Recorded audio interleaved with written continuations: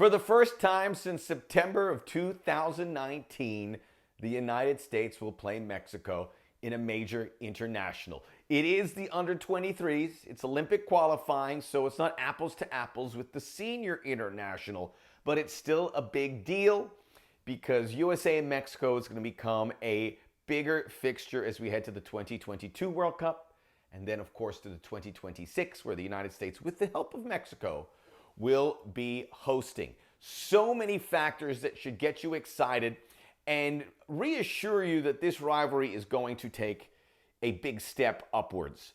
There's too much evidence to suggest otherwise. But we're going to preview it Wednesday night.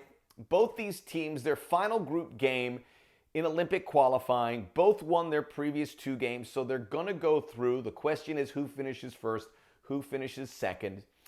It's important to finish first. The data, the stats suggest if you win your group, you usually win that semifinal game, which will get you an Olympic berth, 2 spots.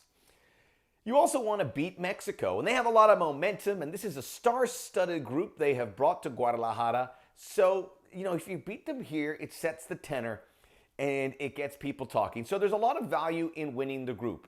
We'll get into how the United States can possibly do it, but let's look at this rivalry really quick and when we will get to see it again. Not a lot, potentially. June 3rd, it is the CONCACAF Nations League semifinals. The USA will play Honduras. Mexico will play Costa Rica. I would imagine the USA and Mexico will win, which means they play on June the 6th for a trophy. Central American football has taken a few knocks down, and you don't really see the stars brewing like we may have, or coming off a golden generation. So I'd be surprised if it doesn't end up USA-Mexico. It could be a third place game, but it's certainly in that final. Then you have the Gold Cup. The United States and Mexico will be on opposite sides of the bracket. Give them a 50-50 chance of making the final. Normally they do, and that will take place August the 1st. World Cup qualifying. USA and Mexico will play in November. That's a long ways away still. And then again in March of 2022. So cherish these matchups. And they're going to start growing. They'll squeeze in a friendly here and there because and people are going to get pumped. Because the results are there, I think the standard of this rivalry is through the roof.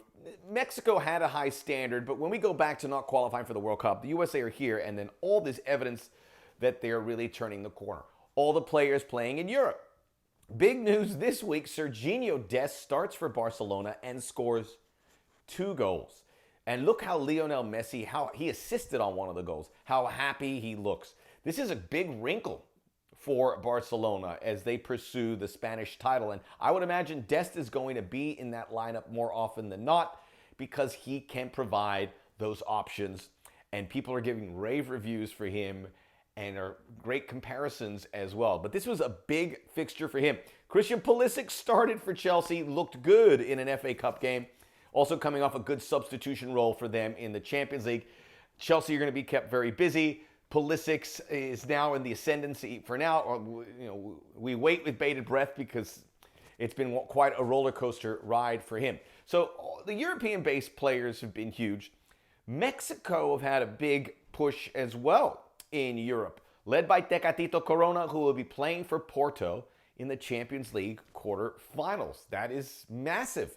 Edson Alvarez in the Europa League for Ajax. He has been developing nicely in the Netherlands. Diego Lainez playing at Betis. Chucky Lozano at Napoli. It's hot and cold there, but he's still there, and he's an incredible talent.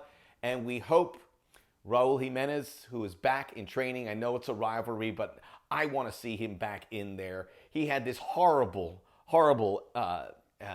head trauma injury. You can see the scar on the side of his head. He's going to have that for the rest of his life. Amazing that he's back in training. I don't know how effective he is going to be as a player, but we wish him the best. So you have all those players, and then we get to the game. So let's talk about the game really quickly. We told you what is at stake. The USA played well against the Dominicans. It took a while for them to get going. It was scoreless after an hour. Then Jackson Ewell Then the U.S. comes in with some subs, and then they run away with it. But, watching it, you're not getting wowed. But we know their limitations.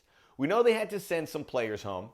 And Jason Kreis is making the best of it. So they've got to the semifinals. That's one checklist for him. Now, facing this Mexico team, back to the U.S., they played with 3 number 6s. Jackson Yueill, Johnny Cardoso, and Andres Perea. Not really much of a creative element. It changed when Georgi Mihailovic and Hassani Dotson came in, and Dotson is looking to be one of the figures of the tournament all of a sudden. I think the USA, who have yet to allow a goal, can hold Mexico. But a tie won't get you to win the group. Mexico has the tiebreaker. So what's the point to go for it or really, really push when you have to beat Mexico? And that's going to be a big ask because they are loaded, scoring goals. Sebastian Cordova is amazing. All these players that are featuring for them could play in Europe, but they play in Liga MX, which, is really good money.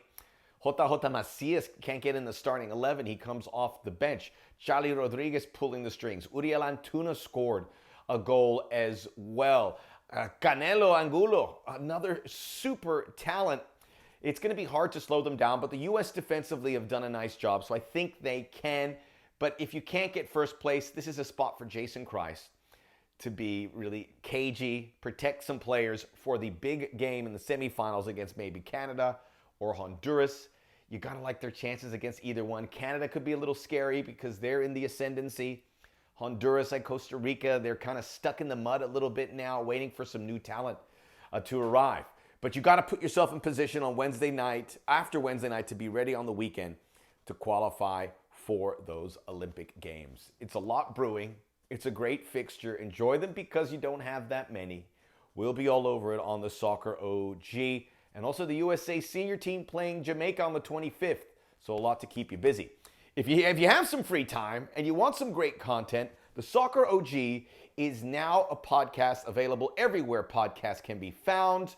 I'll be joined by Juan Arango. We'll talk about Latin American football and all the big stories from the weekend. Getting great feedback from everyone for the podcast. Check it out, the Soccer O.G. Look for it.